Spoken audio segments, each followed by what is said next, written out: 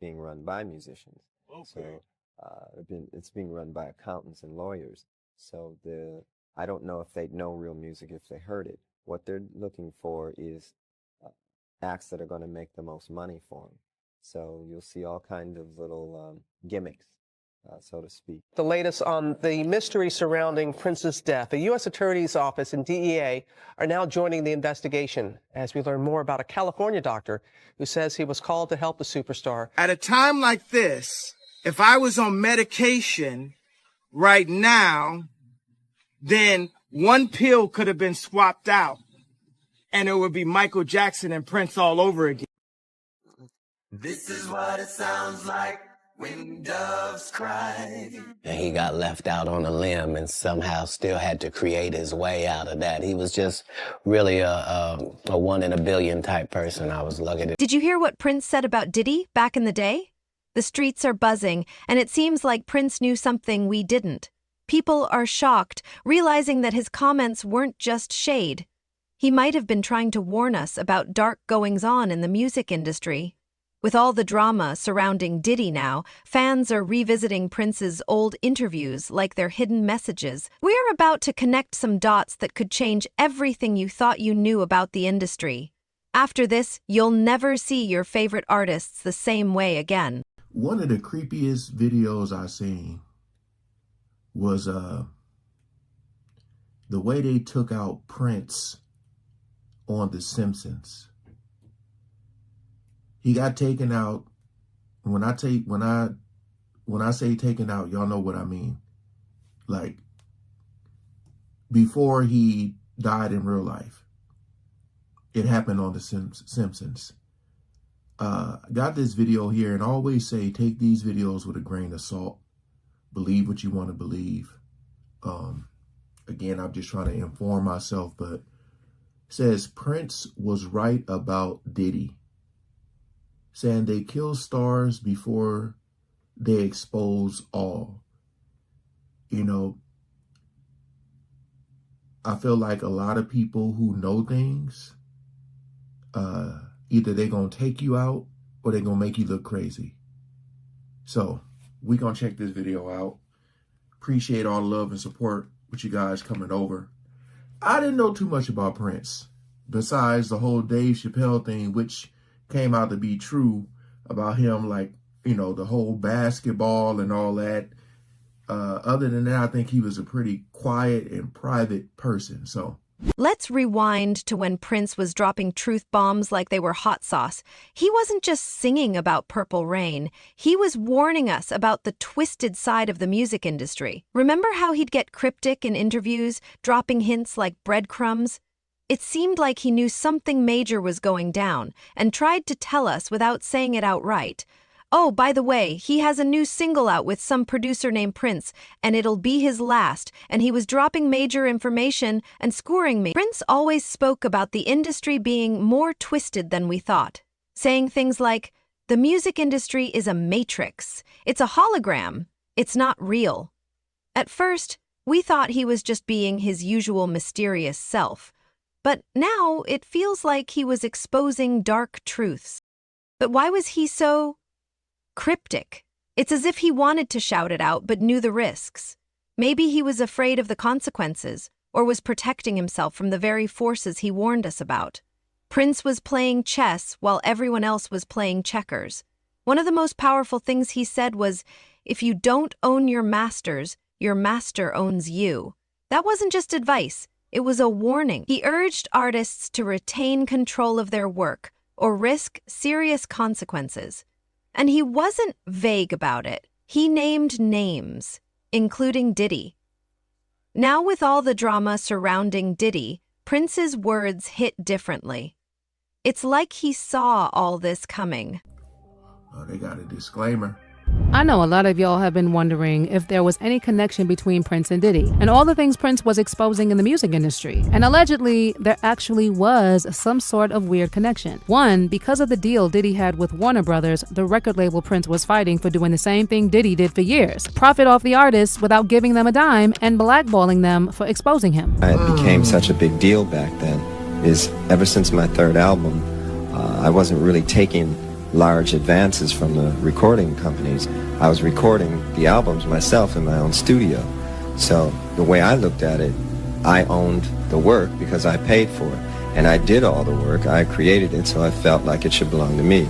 That said, the companies felt otherwise, and they would always hold this contract up and say, well, you signed it. And I say, well, I understand that. It's not like I want to leave. I just want to, you know, talk about this thing and see if we can't make it more fair. Of course, they wouldn't change, because if they changed, they wouldn't really exist. And that's kind of the situation. Again, I don't know how he grew up, but like I said before, you be so excited to get this money you never seen before, money you thought you would never see, you know, and all you got to do is sign your name and it's yours. But a lot of people don't really read the fine prints. They kind of just, and then they sign, like, give me my money, you know. Next thing you know, this contract you in, you can't get out of, and it's all these, you know, things that you didn't know was going to be in there. Yeah, and then guess what? You don't own the rights to your music. Yeah. We're in right today, they're not going to exist much longer. But it's not like we're against them or anything like that. The idea is that we find better ways of working with one another. It shouldn't be a situation where they own the album or the work. We're talking about intellectual copyright. If they're going to be indeed a delivery service, then that's fine. But even FedEx doesn't say that they own the thing that they ship. Right, Number two, right. Prince actually lent his house to Diddy for his parties, but he never attended the parties himself because allegedly Prince had his suspicions about what Diddy was doing with the freak-offs. Yeah, the first Diddy party I went to was Wait, what? At Prince's house? Oh, no. Well, I mean, you know, rest in peace to Prince. Prince didn't just hint at Diddy. He flat out called him out in an interview. He questioned, "Tell me a musician who's gotten rich off digital sales. Apple and Spotify are doing well, but what about the artists? Why do you think artists say they aren't making money? It's not about getting rich, it's just about making a living." Then he dropped the bomb. Diddy and those guys aren't the enemy. They're just trying to make a living, but they're not being fair to the artists. The way he said it made it clear there was much more to the story. But Prince didn't just talk the talk. He walked the walk. He fought against record labels, changed his name to a symbol, and even wrote slave on his face. For him, it wasn't just about music. It was about freedom, control, and exposing a corrupt system. Now, with everything coming out about Diddy in the industry, it feels like Prince left us a roadmap to the truth. We're just now catching up to what he knew years ago. What else did Prince know that we still don't? The tea is just starting to brew, and it's already scalding hot. Contrary to what Boodle Wolf admits, her hat bob looks... Oh, man. This is Jason Lee talking right here. He never attended the parties himself because allegedly Prince had his suspicions about what Diddy was doing with the freak-offs. Yeah, the first Diddy party I went to was at Prince's house. So you want to go to Prince's house to the Diddy party where Tyrese is performing and Demi Moore and Ashton Kutcher are swinging on swings. That is what's happening on the other side of the wall. And so the one thing that makes this party different than a Jamie Foxx party or any other celebrity party that wrangles a bunch of young women or guys or whatever too, is that Diddy didn't let you bring your security in the party. Number three, Prince's estate was also involved in a lawsuit with Jay-Z, who happened to be very tight with Diddy before his lawsuits. And the issue was that Jay-Z was distributing Princess's music on Tidal illegally. Well, unfortunately, it never ends well for the people who expose the likes of Jay-Z and Diddy. And record labels like Warner and Prince tried to warn us. Get seated, loves, because because things are about to get even more insane with all this Diddy madness. You see, the thing about Prince is that when it came to ownership of and control over his music, Prince waged a career-long battle against any company that he felt stood in the way of artists' rights and money. And allegedly, he paid the ultimate price for that: death. Whether Warner Brothers was involved with having him unalived or not is still up for debate. But a lot of fans definitely think that they were involved in his death. For a bit of background, Prince was signed to Warner Music in 1977 when he was just 18 years old. And even though the albums he released between 1978 and 1981 did not do that well, he was kept on the label as he was regarded as a musician that reflected well on Warner, which at the time, you know, they say this, they have these people called star whackers, you know, like people who take out stars or celebrities, people that will come in. Like I said again, look at The Simpsons. I don't know if they're going to show the clip in here, but you look at The Simpsons and it was on there. And they say this is a true thing. I mean, I ain't trying to force you to believe it, but just really think about that. Like how every time one of these celebrities pass away, it'd be like either in a hotel or, you know, like a bathtub, or they found like this stuff next to them, these pills. Just saying. Let's take a moment to focus on the man Prince was warning us about, Diddy. He's dominated the industry for decades, but at what cost? The streets have always whispered that there's more to his success than hit records and vodka. What if some of your favorite artists paid a price we can't even fathom? Diddy's rise began as an intern at Uptown Records, quickly climbing the ranks from fetching coffee to founding his own label. But success that fast always raises questions. How did he do it? And who did he step on? Is more than Peter is curious to ask. The whispers started early and haven't stopped. His hustle is undeniable, but there's long been talk about how he treats his artists. Maali, The Lox, and even J-Lo have all raised concerns about contracts and control. But it's not just about money. Diddy's past includes some shady moments, like when his artist Shine was involved in a nightclub shooting in 1999. While Diddy walked away clean, Shine served nearly a decade in prison. And the Biggie Smalls case still raises questions about what really happened. Diddy's rise wasn't without a price, and the questions about his behind-the-scenes actions are far from over. Yeah, man. Anybody who in law enforcement or people know the law, when Homeland Security ran up into his house, people will tell you, or people knew that it was just a matter of time that they was going to indict him and bring him in to see the judge, bro. It was just a matter of time. I just figured out with the grand jury and their different sessions and stuff like that, and then what one of the witnesses told me, I just figured it out that it was going to be around September that they were going to bring him in, bro. People might not understand. It's difficult when you see a brother that has so much promise become an icon as far as in the music business and stuff that he did, to turn around and just tear his whole life down. But it's all because of his mentors and the people that trained him and taught him the music business. You know, it's all about the people who trained and taught him the music business, because Puff wasn't, he wasn't born a monster. You know what I'm saying? He was made into a monster, brother. Do you understand what I'm saying? He was made into a monster from the stuff that happened to him, the things that he had to do. You understand? The things that he had to do to become who he is. You know what I'm saying? You know, it's like this, brother. You never like something so much that you can't do without, and you never be willing to do anything to get where you want to be at. You got to have principles, you got to have morals, you got to keep with that stuff. And in that music business, a lot of that stuff get thrown out the window. You understand? And that's what happened to him. He started doing the things to other people that was done to him. To keep it frank, he was doing the things to other people that was done to him. And it is what it is. You got to know better. And if you know better, you will do better. When he was in New York City, he was like that gecko from the Geico commercial.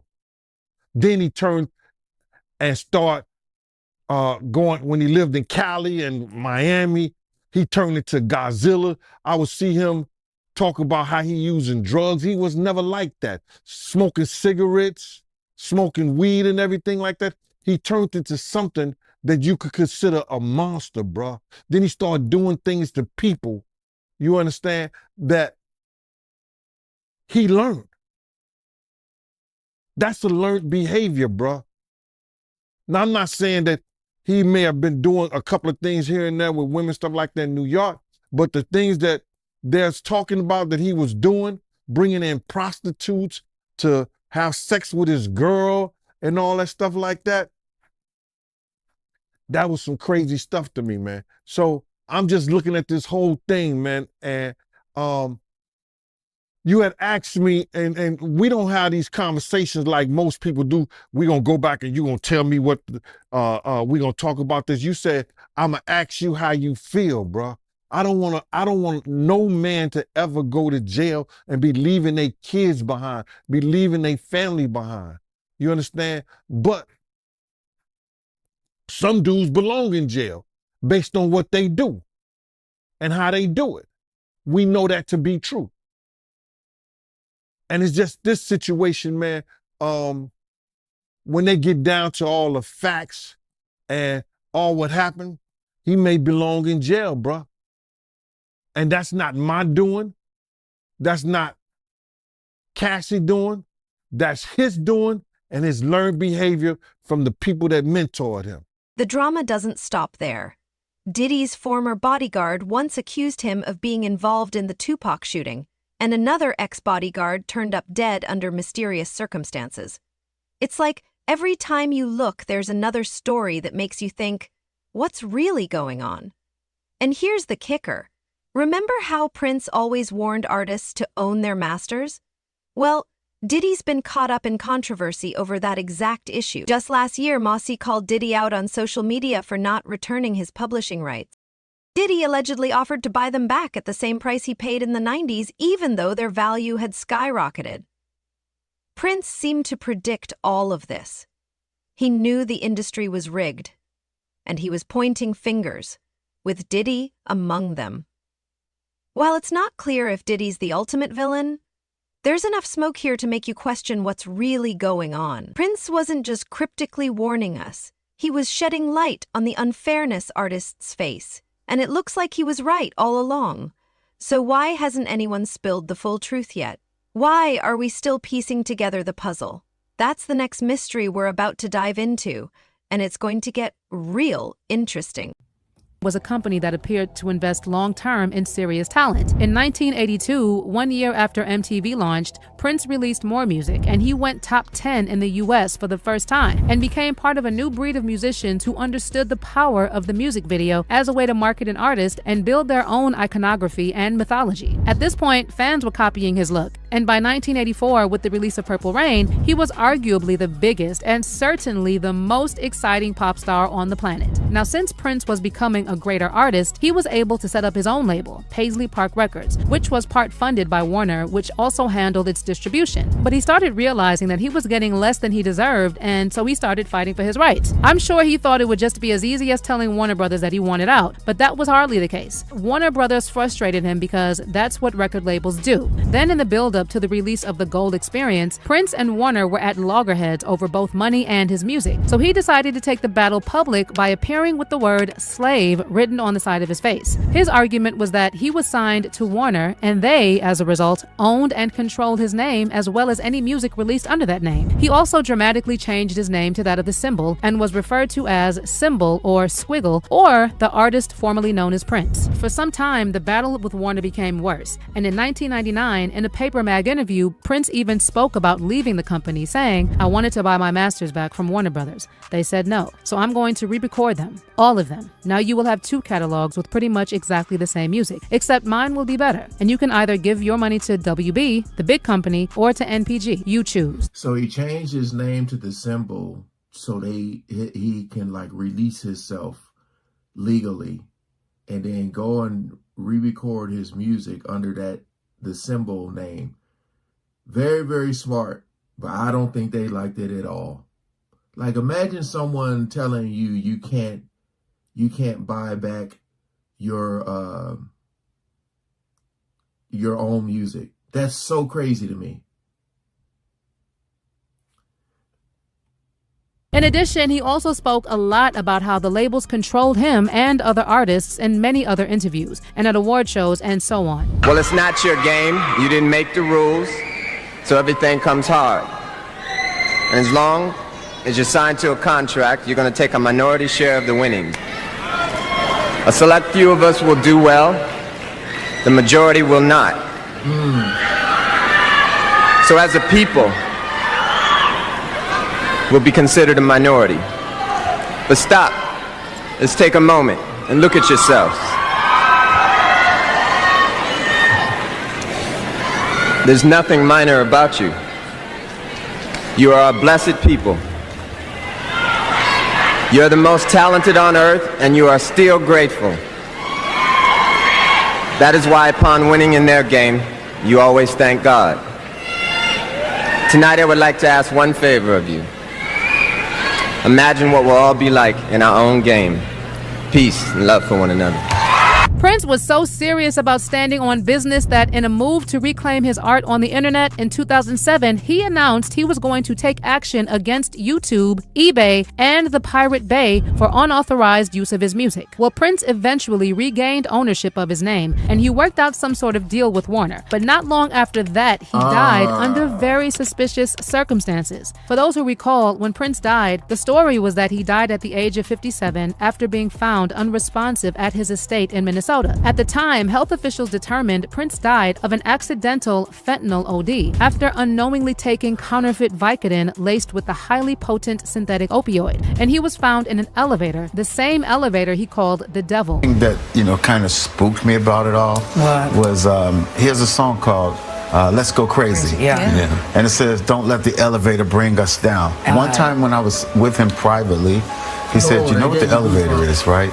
No. I said, no, what's the elevator? He said, well, the elevator is the devil, right? It scared me. I don't like to talk like that, but he said that. And so for me, it was like really haunting when I read that he was found in an elevator. Of course, his death never made sense to anyone because nobody could believe that the famously clean-living Prince died of a painkiller OD. Health problems? That I don't know, right? What I know is that he was really health conscious. He was a vegan. He didn't know alcohol. I didn't know of him drugs. He worked out, so, that also really. You cannot tell me, like, that's what I'm saying. It was so shocking the way they said it happened. And I was just like, what? Even though I didn't know, it just seemed weird and off, man. Almost every time a celebrity passed away. In the music industry, it's not just about talent, it's about power and silence. The industry operates like its own version of the mafia, where speaking out can lead to more than just a lost career. It's about survival. Big players like Diddy control everything from labels to radio and TV, and crossing them can lead to being blacklisted fast. The fear of speaking up runs deep, as artists like Kesha have faced smear campaigns, threats, and years of struggle after trying to expose the truth. It's not just artists who are scared to talk. Producers, managers, and executives are also at risk. One wrong move and they can lose everything, including their job. In this cutthroat world, spilling the tea isn't just career suicide. It's a dangerous game that most are too afraid to play. Especially knowing what we know, concerned me because it made me think that, wow, so you mean you do all these things to take care of yourself and you die so young? There were also reports that Prince was quite unwell in the weeks leading up to his death, and that he even OD'd before. Apparently, Prince had been showing serious health problems within the previous weeks, having canceled shows and making an emergency landing while returning home where he got a dose of anti-opiate. But people also said that if that was the case, why wasn't he under the care of a physician after allegedly ODing less than a month prior, and clearly being in poor health for some time? The fact that Prince was not being treated by a doctor was very odd, as it seemed to be likely that to obtain tour dates, there would have to be an understanding that he would be capable of performing to prevent unexpected cancellations, especially at larger venues. Something else is that Prince knew they were coming for him, just like the machine has been doing over the years to people who tried to expose them. In fact, shortly before his death, Prince posted a picture of himself which also contained a since-deleted message, just when you thought you were safe. And he predicted his death, not once but twice. I mean, during his final appearance at a party at Paisley Park just after his reported treatment and days before his death, Prince reportedly told attendees, "Wait a few days before you waste any prayers." Interesting, right? Well, the general belief was that he was definitely unalived, and a lot of people have been saying this, including celebrities like Kanye West. And when it comes to Kanye, we have had people say that Kanye West is like a modern-day Prince because he fights for the same things Prince fought for back in the day. Nobody, this ain't independent. Yeezy's the only 100% owned, independent, black owned or whatever. I don't know if it'll be owned after this interview, but you get what I'm saying? Like when we sign something, we don't sign somebody. We're signing someone to the bigger Vivendi slave ship, to the bigger universal slave ship. Because y'all saying, oh, his tweets was crazy. You know why Prince gave me the song Jail? Because he liked what I did. And he's like, I like what you did with them contracts. You said Prince gave it to you. Right. Man, he definitely, guess who's going to jail tonight? You know what I'm saying? A Gemini spirit. People who don't, because he was on that tip. Yeah. Just people don't know. You're talking about Prince. Yeah, I'm talking out Prince. And Prince trying to get away from corporations, disconnect. Prince with the slave on his cheek. Yeah, slave on his cheek, yeah. You know what I'm saying? Michael Jackson, bro. This man.